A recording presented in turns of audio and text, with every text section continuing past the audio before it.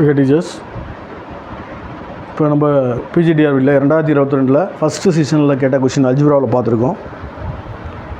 இல்லை first 4 questions பார்த்துட்டோம். ரைட்டா?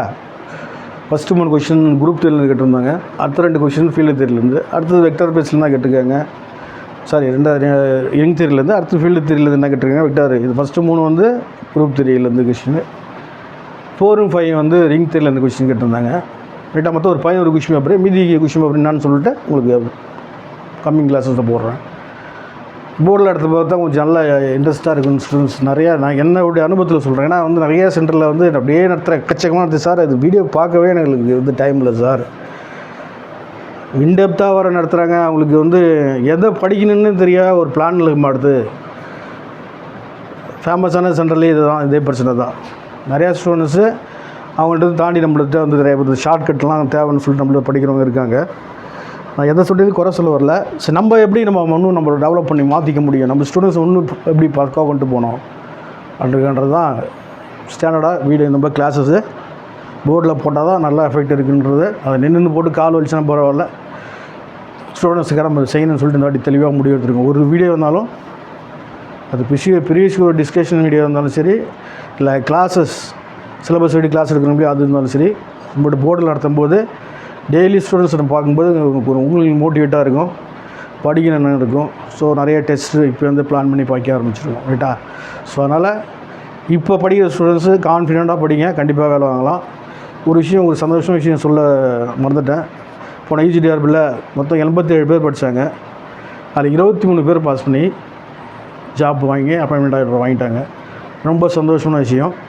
87 23 அப்படின்றதோட நம்ம நிறையா ஸ்ட்ரென்த்து சேர்க்கலை. மற்ற சென்டரில் 1000 2000லாம் சேர்க்கலை. பட் நம்மளால் முடிஞ்ச அளவுக்கு எவ்வளோ எஃபெக்ட் போட்டோம். இதான் இது என்னுடைய ஆர்டருக்கு மட்டும் நான் சொல்ல மாட்டேன். கண்டிப்பாக அந்த ஸ்டூடெண்ட்ஸ் சரியாக சொல்கிறத ஃபாலோ பண்ணி அவங்க எஃபெக்ட் போட்டிருப்பாங்க. முழுக்க அவங்களுடைய பங்களிப்பு முக்கியம். நம்ம ஒரு தூண்டுகோல் தான், அவ்வளோதான். ரைட்டா? ஸோ அவங்களுக்கெல்லாம் வந்து வாழ்த்துக்கள். அவங்க சொல்லி ஃபோன் பண்ணி சொன்னால் வாட்ஸ்அப் பண்ணவங்க எல்லாருக்குமே நன்றி. ரைட்டா? ஸோ உங்களால் முடிஞ்சால் அந்த ஸ்டூடெண்ட்ஸ் நீங்கள் மற்ற ஸ்டூடெண்ட்ஸை கொஞ்சம் என்கரேஜ் பண்ணி கொண்டு போங்கன்றதான் என்னுடைய சின்ன ஒரு வேண்டுகோளாக இருக்கும். மற்றபடி நீங்கள் வாங்கிட்டோன்னு சொல்லிட்டு நம்ம மட்டும் நல்லா இருந்தோம் அந்த எண்ணம் இல்லாமல் கொண்டு போங்க. சப்போஸ் இந்த வீடியோ பார்க்குறவங்க. ஸோ அந்த 23 பேருக்கு நம்ம சென்டராக வாழ்த்துக்கள் தெரிவிச்சிருக்கோம். ஏன் சொல்ல வரேன்னா, உண்மையாக ஹார்ட் ஒர்க் பண்ணுறவங்க யார் கடவுளே வந்து இறங்கி நடத்தினாலும் கடவுளால் தான் அப்படின்னு சொல்ல முடியாது. அந்த ஸ்டூடெண்ட்ஸை அதை எவ்வளோ உள்வாங்கி புரிஞ்சிச்சு அவங்கள ஒரு 50% கிளாஸ் நடத்துகிறாங்கன்னா அவங்க ஒரு 100% மாற்றணும். ரைட்டா? இப்போ நிறையா ஸ்டூடெண்ட்ஸ் நம்ம பிடிஎஃப் நடத்தும்போது பிடிஎஃப் வந்து எனக்கு அனுப்புங்க சார், அவங்க நோட்ஸ் எடுக்க கூட டைம் இல்லைன்றாங்க. இதெல்லாம் ரொம்ப கொடுமையான விஷயமா இருக்குது. அவ்வளோ டைம் இல்லாத இருக்கும்போது படிக்கிறது வந்து ரொம்ப கஷ்டம். ஃபுல்லாக இறங்கி படிக்கணும். ஒரு நாளைக்கு மினிமம் ஒரு 6 ஹவர்ஸாக படிக்கணும். ரைட்டா? நீங்கள் இன்ஸ் எடுக்கணும். நோட்ஸ் எடுத்து படித்தா மட்டும் தான் பாஸ் பண்ணணும். மேத்தமெட்டிக்ஸை பொறுத்து வேறு எதாவது கூட நோட்ஸ் எடுத்து ஃபிசிக்ஸ் கெமிஸ்ட்ரி பார்த்து எல்லாம் கூட தமிழ் கூட ஏதாவது அப்படியே ஒப்பேஜிடலாம். ஆனால் மேக்ஸை பொறுத்த முடியும் புரிதல் இருக்கணும். இது மெமரி பவருக்கு முக்கியமாக எல்லாமே மெமரி பவர் முக்கியமானது. ஒரு 60% மீதி 40% சப்ஜெக்ட் நாலேஜ் இருக்கணும். ஸோ இது 50%, அது 50% கண்டிப்பாக இருக்கணும். அதனால் இதை வந்து மேலோட்டமாக படித்து நான் வந்து அதை நான் அந்த இது ஸ்டூடெண்ட்ஸை சொல்கிறது நான் அதை பற்றி வேறு மாதிரி ஏன்னா இருக்கிற டைம் ரொம்ப கம்மி உங்களுக்கு. ஸோ நான் அதை விடுங்க. ஸோ இது வந்து முயற்சிக்கிங்க, இப்படி தான் படிக்கணும். ஏதாவது ஒரு சென்டரில் போய் சேர்ந்துட்டு லைஃப் வேஸ்ட் பண்ணிக்காதீங்க. ரைட்டா? பார்த்துங்க. ஸோ நம்மளுக்கு யூஜிடிஆர்பி கிளாஸஸும் பாலிடெக்னிக் டிகிரி கிளாஸஸும் புது கிளாஸஸ் நியூ வீடியோஸ் வந்து October 15 ஸ்டார்ட் பண்ணுறேன். ஜாயின் பண்ணுறேன். இமீடியட்டாக ஜாயின் பண்ணுங்கள். டிமோ கிளாஸஸ் நான் இப்போ போட்டுறேன். இப்போ பிஜிடிஆர் படிக்கிறவங்க நம்மள்ட்ட படிக்கிறோம் சரி, வெளியே சென்டரில் படிக்கணும் சரி, அழகாக ஃபாலோ பண்ணி இப்படிலாம் படிக்க வேண்டியிருக்குன்னு சொல்லிட்டு நீங்கள் இதே போல் யூஸ் பண்ணுங்கள். சூப்பராக மார்க் எடுத்து பாஸ் பண்ணிடலாம். ரைட்டா? Okay right. நான் 5th கொஸ்டின் போகிறேன். அந்த ரிங் தேர்லேருந்து கொஸ்டின் கேட்டிருக்காங்க. R is a set of even integers கொடுத்துட்டான். சரி, இன்டிஜர்ஸ் இதுனா இசட், ஈவன் இன்டிஜர்ஸ்னால் 2Z. ஓகேங்களா? சரி, okay. Under the usual operation addition and multiplication. நீங்கனாலே அடிஷன் அண்ட் மல்டிப்ளிகேஷன் இருக்கும். சரி, என்ன சொல்ல வராங்க, என்ன கேட்டிருக்காங்கன்னா, இது ரிங்கு பட் ஹேஸ் யூனிட். ரிங்கும் இருக்குது, யூனிட் எலமெண்ட் இருக்குது. யூனிட்டுன்றது வேறு, யூனிட்டின்றது வேறு. ரெண்டுத்துக்கு வித்தியாசம் தெரியாமல் நிறைய பேர் படிச்சுருக்கோம் 2-3 வருஷமாக. யூனிட்டின்றது வேறு, யூனிட்ன்றது வேறு. யூனிட்டை பொறுத்த மட்டும் மல்டிபிள் யூனிட்ஸ் இருக்கணும். A × B = 1. அதை வரப்போ சொல்கிறோம். நான் கிளாஸ் பண்ணும்போது சொல்லுவோம். ஸோ இந்த கணக்கு நான் இந்த கொஷினில் என்ன கேட்டிருக்காங்கன்னா, ஸோ ஈவன் இன்டிஜர் வந்து ring with unit element, commutative ring unit element, commutative ring but not no unit element, but commutative ரிங்கே கிடையாது. ரைட்டுங்களா? அப்போ இதில் ஒரு முக்கியமான ஒரு ரிசல்ட் இதில் தேவைப்படுது. ரைட்டுங்களா? என்ன ரிசல்ட்டு இது மட்டும் அது சம்மந்தம் மட்டும் பார்க்காம சில விஷயங்களுக்கு கொடுத்துட்றேன். ஒரு 2-3 ரிசல்ட் கொடுத்துட்டு நீங்களே ஒரு ஐடியாஸ் வரும். ரைட்டா? சரி பார்ப்போம். இப்போ ஈவன் இன்டிஜர்ஸ் கொடுத்துருக்கா. இன்டிஜர்ஸ் பற்றி ஃபஸ்ட்டு நீங்கள் தெரிஞ்சிக்க வேண்டியது என்னென்னா ZN, .n, +n இது பொறுத்தப்பட்டில் ஜென்ரலாக அது ஒரு காம்படேட்டிவ் ரிங். ஓகேங்களா? பொதுவாக சொல்லணும்னா அது என்ன சொல்லலாம், காம்படேட்டிவ் ரிங். அது ஏன்னா இது கேட்டுட்டாங்க. ஸோ இது ரிலேட்டிவ் எப்படி கொஷின்ஸ் கேட்கலாம் அப்படின்றது தான் நம்ம இதில் பார்க்க போகிறோம். என்ன ரிசல்ட் ஃபஸ்ட்டு பார்க்குறோம் பாருங்கள். பொதுவாக ஃபஸ்ட்டு ரிசல்ட் 1 5வது கொஷினில் ரிசல்ட் 1 என்ன சொல்ல வருதுன்னா ZN, +n, .n. ரைட்டா? இது இப்படி இருந்துச்சுன்னா என்ன? ரைட்டா? இப்படி இருந்தாலும் சரி, இல்லை Z, +, இப்படி இருந்தாலும் சரி. ரைட்டா? ஓகே. இப்படி ரெண்டுமே இருந்தாலே இது என்ன சொல்லிடலாம் வந்து காம்படேட்டிவ் வித் யூனிட்டி. ரெண்டுமே என்ன சொல்கிறாங்கன்னா இது ரெண்டுமே எதுக்கு எக்ஸாம்பிள் காம்படேட்டிவ் ரிங். ஏன்னா அது சம்மந்தப்பட்ட ஃபுல்லாக சொல்லிட்டோம் வித் யூனிட்டி. ரைட்டா? ஸோ இது ரெண்டுமே என்னது காம்படேட்டிவ் ரிங்கு வித் யூனிட்டி. ஓகேங்களா? சரி.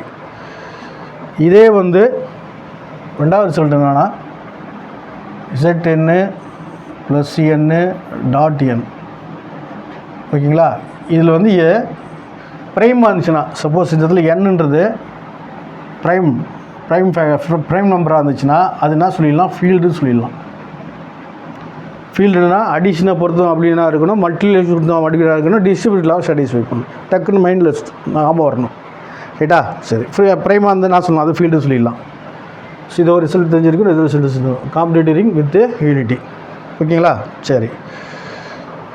Sorry, competitive ring okay with unity. இதில் பார்த்தீங்கன்னா 3வது ரிசல்ட் என்ன சொல்ல வராங்கன்னா NZ, இதுதான் நம்ம விஷயத்துக்கு வரும். NZ, +, இது வந்து காம்படேட்டிவ் ரிங்கு தான். ரிங்கு வித்தவுட் யூனிட்டி எப்போனா எப்போ நான் சொல்ல வரேன்னா n > 1 ஒன்னோட அதிகமாக இருக்கும்போது. ரைட்டா? ஸோ n > 1 இருக்கும்போது வித்தவுட் யூனிட்டி. ஏன்னா இதில் வந்து 0 இன்டிஜர்லாம் 0 வரும் இல்லையா? சரி. இப்போ நம்மளுக்கு மல்டிபிளிகேஷன் பொறுத்தப்பட்டு 1 தான் உங்களுக்கு நான் சொல்லுவேன் ஐடென்டி எலிமெண்ட் இருக்கணும். ஓகேவா? சரி. இதில் இருந்து காம்படேட்டிவ் ரிங்கு வித்தவுட் யூனிட்டிக்கு ஒரு எக்ஸாம்பிள். அந்த NZ போல் தான் அவன் என்ன கொடுத்துருக்கான்னா ஈவன் இன்டிஜர்ஸ் கொடுத்துருக்கான். அப்போ ஈவன் இன்டிஜர்ஸ்னால் அவரோட அர்த்தம் அது 2Z, +, ரைட்டா? அப்படின்னா என்ன அர்த்தம் உங்களுக்கு 0, ±2, ±4 இதை கொடுத்துருக்காங்க. ரைட்டா? இது காம்படேட்டிவாக இருக்குமா? 2 ஈவன் நம்பர் காம்படேட்டிவ் இருக்கும், காம்படேட்டிவ் ரிங்கு தான். பட்டு இதில் வந்து ஐடென்டி எலிமெண்ட் இருக்குமா? மல்டிபிளிகேஷனை பொறுத்த மட்டும் ஐடென்டி எலிமெண்ட் ஒன்றுன்றது இல்லை, இது இருக்காது. 2Z, 3Z, 4Z, 5Z என்ன சொல்லிட்டேன் பாருங்கள். NZ ஜென்ரல் ஃபார்முலா +, வந்து காம்படேட்டிவ் ரிங் வித்தவுட் யூனிட்டி. எப்போ n > 1 அதிகமாக இருக்கும்போது அது என்ன மனா இருந்துட்டு போகுது, கண்டிப்பாக என்ன இருக்காது, ஐடென்டி எலிமெண்ட்டு இருக்காது.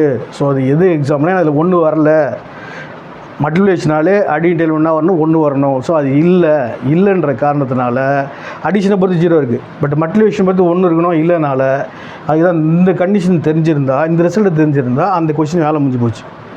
அப்போ இது ஒரு காம்படேட்டிவ் ரிங்கு. கொஷினில் என்ன, அது காம்படேட்டிவ் ரிங்கு தான் வித்தவுட் யூனிட் எலிமெண்ட். எங்கே இருக்குது competitive ring, but it has no unit element ஆட் சீல் இருக்குது. புரிஞ்சு போச்சா? அப்போ இந்த 3 ரிசல்ட்டுமே நான் தெரிஞ்சுக்கணும். இப்போ இசட்டை பொறுத்து இந்த இன்டிஜர் பொறுத்து எப்படி கொஷின் கேட்டாலும் ரிங் தெரியல அட்டன் பண்ணிடலாம், தெளிவாக கொடுத்துட்டேன். ஸோ இது கண்டிஷன் ரெண்டுமே காம்படேட்டிவ் வித் யூனிட்டி. ரைட்டா? பட் இதில் வந்து பிரேமாக இருந்தால் ஃபீல்டுனா என்னான்னு சொல்லியிருக்கேன், ரிங்குனா என்னான்னு சொல்லியிருக்கேன். அடுத்தது ஸோ NZ வரும்போது n > 1 அப்போ இங்கே ஈவன் இன்டிஜர்ஸ் கொடுத்துருக்கான்.